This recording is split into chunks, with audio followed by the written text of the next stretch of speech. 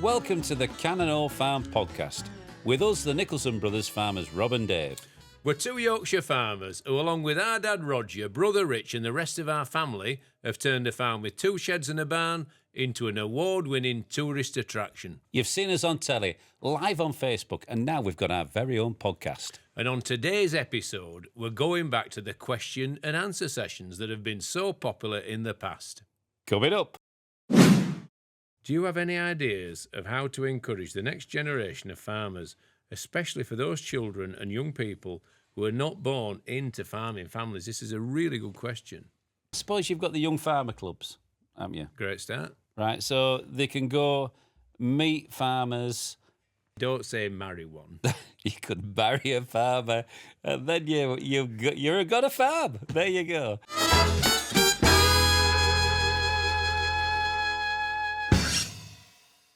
On today's episode, we're going to be answering some supporter questions. But before that, Dave, what have you been up to this week? Well, I got up good and early, got in my JCB, drove down to the mill and started moving all the fencing stakes around for the builders. And did they start work on time? Is that why you were there? No, they didn't. Were they late? They were 10 minutes late.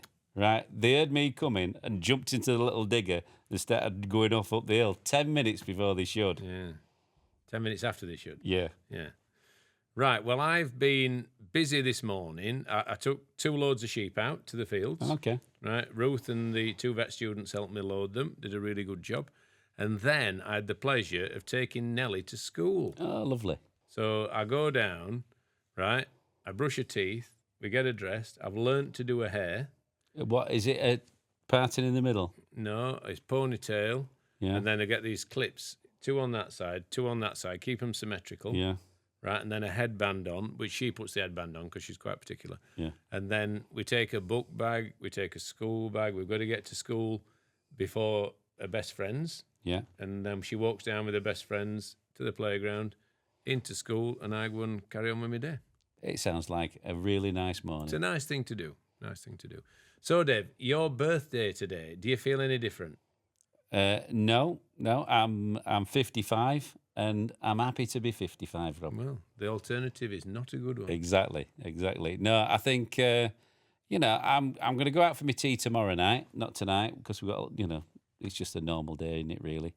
And then, I think I look forward to, having a couple of pints then. Very good. Happy birthday. Happy birthday to you next week. Have you got any plans for your birthday? Yes, I'm going to have a nice evening out. Hopefully spend a little bit of time relaxing and spending time with Julie and Katie, Philip, Nellie, Tom, Simon. Yeah, just family stuff. Don't forget JB. Oh, Jimmy Brown. Yeah. Jimmy Brown, you heard it here. You forgot Jimmy Brown.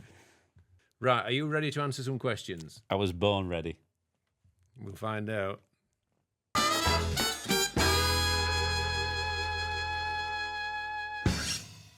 Right, we've asked our supporters for some questions, and we've done quite a few of these, and they seem to go down really well.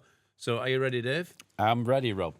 Right, the first question is from Bev, and it is, how old were you and Dave when you lambed your first sheep, and have Julie and Anita ever helped with lambing? Right, Bev, I would say I was about 10 when I was left to lamb a sheep by myself. You'd gone off to football, Barnsley were playing, they scored a hat-trick, and I got triplets, lambs that is. And regarding Anita, she used to come up quite often at night at lambing time, and she used to have a go at lambing. She really enjoyed it. Right, well, I'm afraid I'm going to beat you there, Dave, because I was actually 4 years old when I lambed my first sheep. Does it surprise me like David Crockett? I was under the tutorage of Dad. Yeah. Right, I remember it well. I was obsessed with farming, obsessed with lambing, wanted to always help pull them out and that sort of thing. So it's one of my first memories. I don't think he ever left me in charge, but definitely one of my first memories is he's helping at lambing time. And with regard to Julie, if I need help in a situation at night, I've been known to ring her, and she's been known to come and give a pull, whether it be lambing or calving. Okay. It's not something I tend to bother her with on too often an occasion. So thank you for that, Bev. That's a very, very good question. The next question is from Trish. And it is this: if you could pick any person in the world to help you on the farm for a week, who would it be and why? Alive or dead? It doesn't specify. So I think you can use that as poetic license for yourself. Well, every now and again, you just need that little bit of magic, don't you? So I had to get Paul Daniels to come and help me, and he'll just pull a bit of magic out of the hat. Who knows? It'll be triplets, twins, or whatever. That's what I get. What a fabulous answer. Not. Right, well... No, seriously. I'm afraid here I'm going to have to say... I'd want two people, right? I'd want both my grandfathers, one of which we loved dearly. We all did, and he was a big part of our lives, but he left us too soon. He wasn't even 70 when he passed. And the other one we never knew. My dad's dad died when he was 56, something like that. So I think to bring them two back and spend a week, and I do actually genuinely often think about this, what would they think to the place now? I know my granddad, mum's dad, was really keen on Shire horses. He loved them, yeah. He was really keen on all aspects of it, and he was really keen on us making a success of the business and making a success of the farm. Remember, he once gave his redundancy money to Dad to buy some cattle. Did he? Yeah. It was at a time when we had no money to buy replacement stock for the farm. He'd been made redundant. I never knew that. He'd been an electrician, industrial electrician, all his life at a factory in Halifax, and I think he got £3,000 or £4,000 or something like that. Been made redundant, and he said, "Here, Roger, take it and buy some stock." So whether Dad took it or not, I'm not exactly sure, but yeah, that, and he would have loved what we do now. So my Paul Daniels one really is not great. That's up to you, Dave. Can I change my answer? Yeah, go on then. I want to. My great grandfather, who I've never met, he used to show cattle. I'd like him to come down and see what he thinks of the place. Fabulous. Next question. So the next question, thanks for that, Trish. That was a lovely question and one I enjoyed answering. Victoria, would you ever encourage your grandchildren, Nellie, Arthur, James, and Dave's upcoming second grandchild, to get involved in any aspect of the farm? 100%. Yeah. Whatever they want to do. Will they have a say in it, or are you going to choose the job? Or? No, I think they can do whatever they want. Yeah. It's like Poppy. She's gone off to be a makeup artist, Rob. I couldn't be more thrilled for her. If Arthur and his, future younger brother wants to join the business in any role at all, or go and have a career and then come back into it, whatever they want to do, I'll be behind them 110%. Fabulous. Right. Yeah, how about you? And would I encourage them to? I suppose subconsciously it's there as it's sort of half expected by people, isn't it? Which is a bit of a weight for them to bear.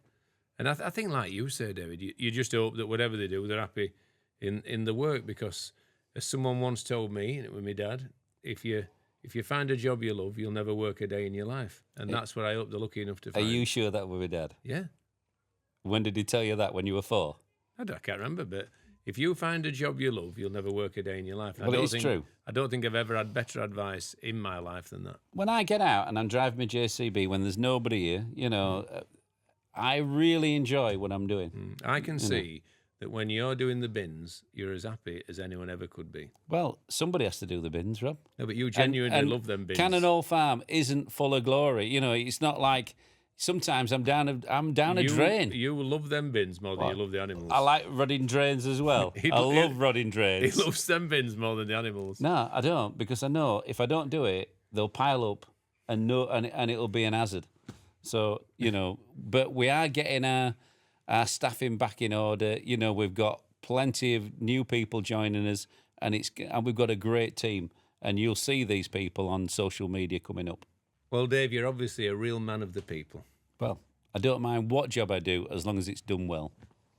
Right, so that was Victoria. Thank you very much for that, Victoria. The next question is from Joan. Who keeps track of all the different aspects of the farm? Selecting and breeding animals, the restaurants, the shops, etc., etc. Well, I suppose we all have conversations about it, don't we? I mean, I suppose menu-wise, you hope that the chefs come up with, what sells well, new additions, and that's more on a bistro night on a Friday night. Livestock wise, we all have a little look and we think, yeah, that's nice. Let's crack on.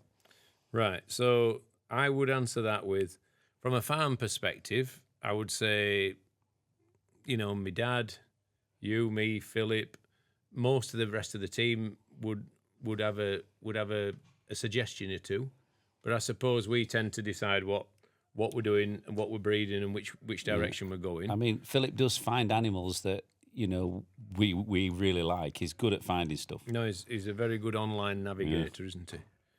And then in terms of the rest of the business, I suppose up to our new operations manager starting, I suppose a lot of that was down to me really to try and navigate a strategy around the retail and the restaurant side of things. And now that Shane and Tom are back in the business, I sort of don't have that burden as much now, so it gives me a chance to do other things. So, but yeah, it's a team effort and a mixed thing. But one thing about a business like ours, you've got to really focus on the costs and the sales and the data, and you get to a size really where you've got to really make sure that you're running things professionally and properly, and I think we're in a good place at the moment. We are. If you get that price slightly wrong, it can have a massive effect over all your business. So pricing is key, really, and we try and do it as cheaply as we can, but offering the best offer we can. So yeah, it's something we do look at closely. Right. So that was from Joan. So thank you very much, Joan. Much appreciated. Right, Jackie T, who is a friend of the farm. We know her very well, and she sent in a question: if a film was made about your lives, which actor would you like to play you? We had this the other day, didn't we? I said Danny DeVito. Did you? Oh yeah, it was good. The last book launch day. Yeah. So right, David says Danny DeVito. Well, no, I'm going to change my mind now. You go for another one while I'm thinking about it. Who did I say? I said that kid from Barnsley, didn't I? Ah, yeah. The one who played the post office man. What's he called, Dale? Forget every time. Do you know, Henry? Sean Dooley. Yeah, Sean Dooley. You're doing Sean Dooley. Well, I don't know, really. Well, you know what? Sean Bean. I'm going Sean Bean. I know he's a Sheffield Blades fan, so you might have something to say about that, but I'm going Sean Bean. No, I know, right? That wrong 'un on, that one in Halifax. Which one? Yeah, that wrong 'un. You mean that? Are you on about Happy Valley? Yeah. I haven't watched it. Tommy Lee Royce. I want him. Tommy Lee Royce. He's actually very posh. He's not a wrong 'un. James Norton. James Norton. I want James Norton because he looks a sinister guy. Not that I want to be a sinister guy, but he's actually a nice, friendly, posh guy as well. Okay. But, yeah. Right. So thank you very much for that, Jack E.T. The next question is from Julie. And I've got a Julie of my own. It's a name that's very precious to me. Do you have any ideas of how to encourage the next generation of farmers, especially for those children and young people who are not born into farming families? This is a really good question. And it's too good a question. David is lost for words. Right. Well, how do you encourage people? I suppose you've got the young farmer clubs, haven't you? Great start. Right. So they can go meet farmers. Don't say marry one. You could marry a farmer, and then you're got a farm. There you go. So I'd really like to apologise for that. That's not the way forward. Have more aspiration than that in life. Really try and do your own thing. No, seriously. Young farmer clubs are good fun, good people, and you'll have a good time. I think you've got to try and find an idea that can work, because you can spend a lot of time. If you get the wrong idea, you can spend a lot of time trying to make something work that can never work. But if you do really believe in something, give it your all, because you'll never know otherwise. And people can start off doing contracting, working around the margins of farming, working around the peripheries of it, and then maybe forging a career in an ancillary industry that then can break into farming in due course when you've made a little bit of money to get your foot in the door. So I don't know. It's not easy. It can't be easy because some of the amounts of money just to buy a small amount of land are eye watering. But there are opportunities in share farming, in contracting, in that sort of thing, and maybe that's the area to get your foot in the door and to make your first inroads. That's great, that, Rob. Or just marry a farmer. So thank you so much for that, Julia. Really, really good question. Right, the next question is from Christine. Have you ever brought in species or breeds and regretted it? And if so, why? Another great question. Thank you, Christine, for that. We had a mouse town, and my house wasn't that well pointed, and these mice, the pea rotted the metal floor in it, and a load got out, and then I were catching mice in my house that were all multicoloured. They looked like, I don't know, they looked like they were all black and white and all looked funny colours. Anyway, that's the one I think I regret. Colourful mice. I suppose we've had our eyes open to species like the Swiss Valley sheep. I don't think we ever realised they were quite as woolly as they were when we first bought them. Oh, they look nice. And the maintenance that's involved. So sometimes you can buy things because they look great and then find out the hard way that there's a little bit more upkeep about them. Shire horses, the big imposing animals, but you've really got to know your stuff to make a success of them. So I suppose the moral of this story is do your due diligence, do your preparation, find out the information before you actually buy them. We've occasionally jumped in at the wrong end of the pool and found ourselves out of our depth, haven't we, with various things. But we've got stuck in, we've learnt about them, and we've made a success of them in time. I can think of one animal that turned out to be a little bit nasty. What? Mangalitsa pigs, Oh, curly-coated pigs. Yeah. They were a bit keen. Unlike Cooney pigs, which were the best pigs in the world, they were so friendly. So, yeah, do your research before you buy anything. It's a good question, and certainly one that's given us food for thought. The next question is from Claire. The one thing you should tell your younger self now and why? So cast your mind back, Dave. You're 16 years old. You're worried about the future. What would you tell yourself? I'd tell myself, try and be a little bit more sociable. Really? Yeah, because at 16, I wasn't that sociable. To be honest, I couldn't. There's not one thing I would change about my life.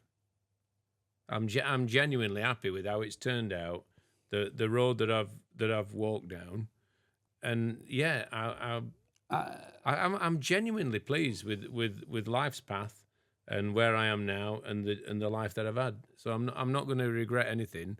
I'm just going to look back and smile.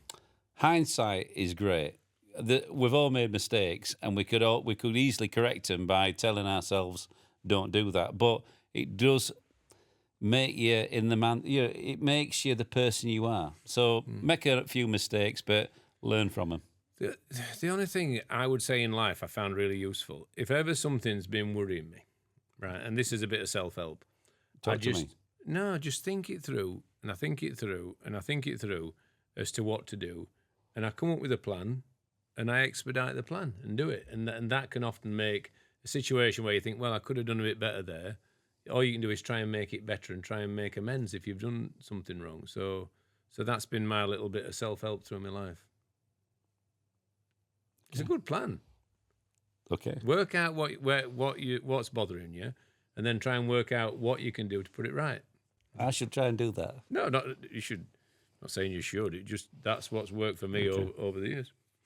Right. So thank you for that, Claire. That's a very reflectful and interesting question. So Kelly is the next question. What is your favourite moment or memory of the farm? Of the open farm, which used to be, I used to like incubating eggs, the little chicks. We used to breed different types of pheasants, turkeys, ducks, all sorts of things. And that was really good fun. I enjoyed that. I think any springtime is lovely. Good questions, these, aren't they? Yeah. Good questions. There's anything else you miss? I think there's one memory, right? And we used to do an all-night lambing. No, horrendous. Right? And my dad was there, and Nigel. We had a really lovely man who we lost in lockdown, didn't we? He was a real son of the soil and a really nice person. He was a friend of everyone. And Nigel stopped with my dad all night, didn't he? We did this all night lambing, and he wouldn't go home. I can't leave you, Rog. I'll make sure we'll be there. And they stopped, and they eventually had a sheep lamb, didn't they? The people that had really stuck around to watch it got to see one, and I can see my dad holding a lamb aloft. There's a photo of it. Richard must have taken it, holding a lamb aloft, and it were like he just won FA Cup for Barnsley. He were holding it up for everyone to see. So that is a memory that sort of sticks with me. And my dad and Nigel on those all-night lambings, supporting one another through the long night of people saying, do you think one's going to lamb? Is that one getting close? And they're saying, well, nothing I can see at the moment.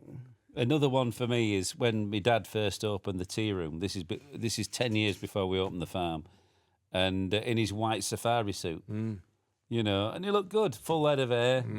It's a good memory of my dad. No, that is a lovely memory. So anyway, we've got loads more questions, but we're going to have to stop it there. And what we're going to do, we're going to use the other questions next week and do another one. This has been so good. Thank you so much for sending them in.